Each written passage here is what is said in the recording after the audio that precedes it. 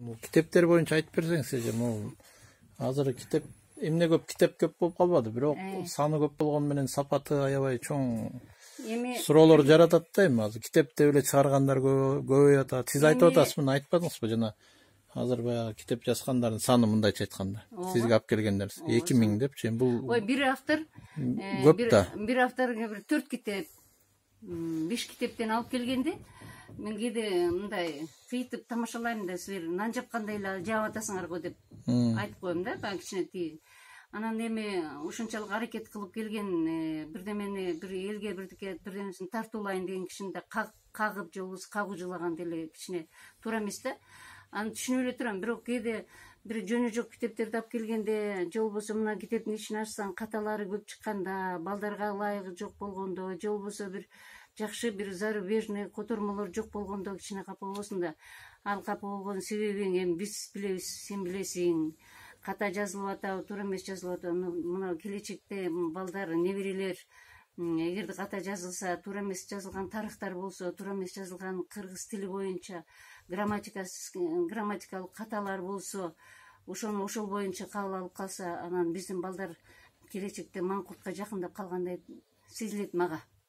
Ошон үчүн мындай тагыраак, таазыныраак китептер, бала бакырага таасир эткен китептер чыкса деген оюм бар. Эми мен элдин баарын башкарып, же болбосо элдердин баарына тең акыл айткым келбейт.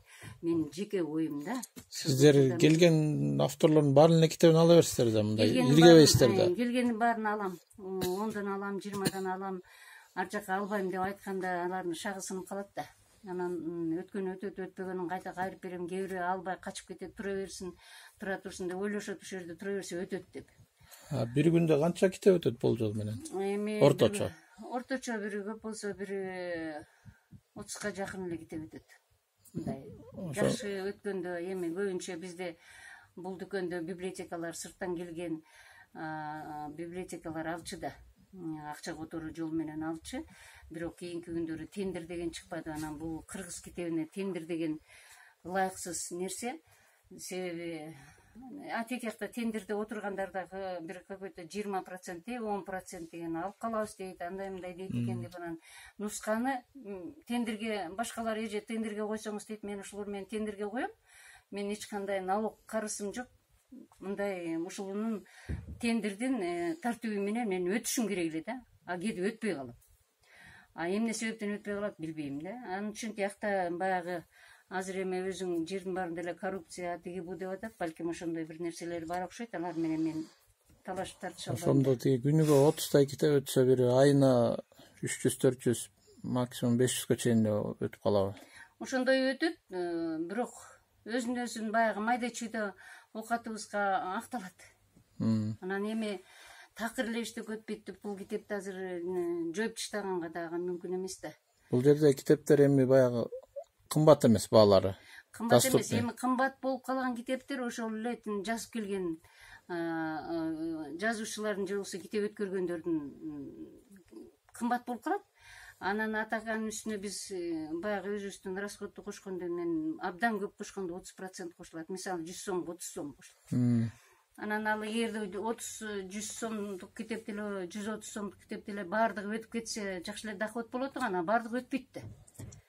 Бир-эки китеп өтөт. Мисалы ар бир китептен 2 китеп, 3 китеп, 5 китеп, кээ бир керектүү китептер, мисалы үчүн мына Хантейиш, Асанбек Истамовдун китеби, муну мен үзбөй сатып, үзбөй акчасын берип турам. Тетиги Хан Ормон, баягы эле өзүбүздүн классик жазуучулардын китептери, Чыңгыз Айтматовдун томдору, Касымбековдун томдору, Касымбековдун Сынган кылычы деген бар, мынабу жазуучу окурмандарга белгилүүлөр барып өтөт. Булар кийин кайра басылып чыккандар да. Кайра басылып чыкканда кымбат болобу, арзан болобу, эми таптакыр эле биздин кыргыз окурмандарыбыз эчтеке окубайт дагы эле караманча деген ал болбойт. Себеби бизде эмне үчүн кыргыз китебинен өтпөй же болбосо окулбай жатканын мен өзүм кийин ойлоп атам. Биздин окурмандардын баары тең орус тилинде окуйт да, студенттер. Мисалы сабак жогон жигиттер дагы бүт эле орусча окуйт, анан кыргызча окубайт да. Ошон үчүн мына кыргыз китебинин жамандыгынан эмес, же болбосо жаман жазылгандыгынан эмес, биздин окурмандарыбыз аз да.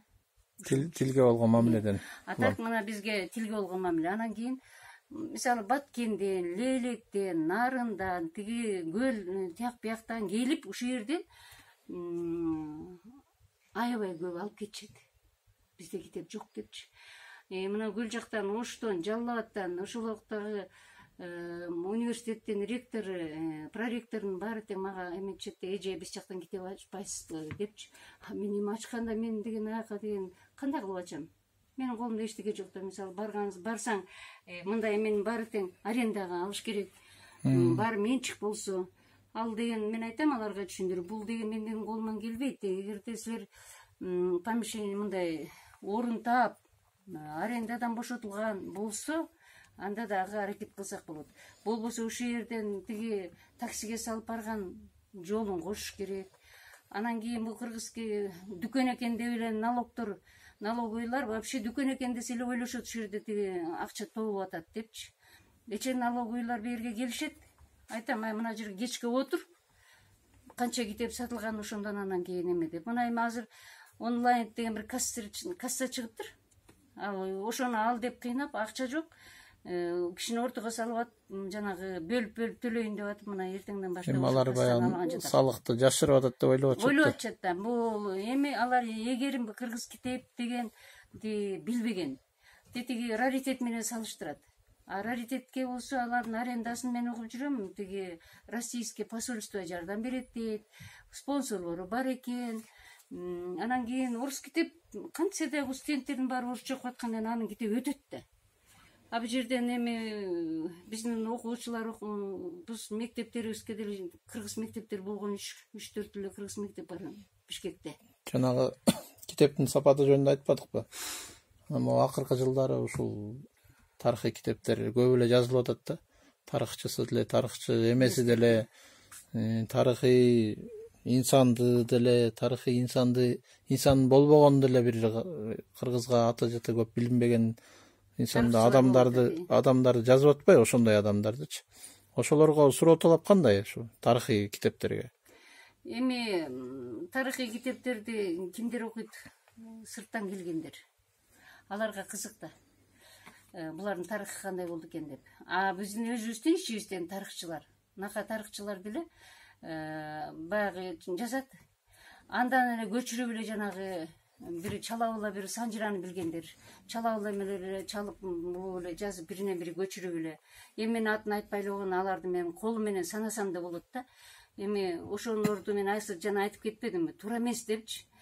Бул келечекти ойлош керек кичине. Бала бакырабызды ойлошубуз керек. Эми тарых деген өзү бир кыргыздын ар бир адамдын, мисалы жеке сен экөөбүздүн деле өзүбүздүн жашоо тарыхыбыз бар да. Өзүбүз адам болгондон кийин биздин башыбыз төрөлгөндөн буга чейин тарых болуп эсептелет. Ошондой эле кыргыз деген санжыраларын биринен бири көчүрүп атышат, чатакташып кеткен күндөр болду.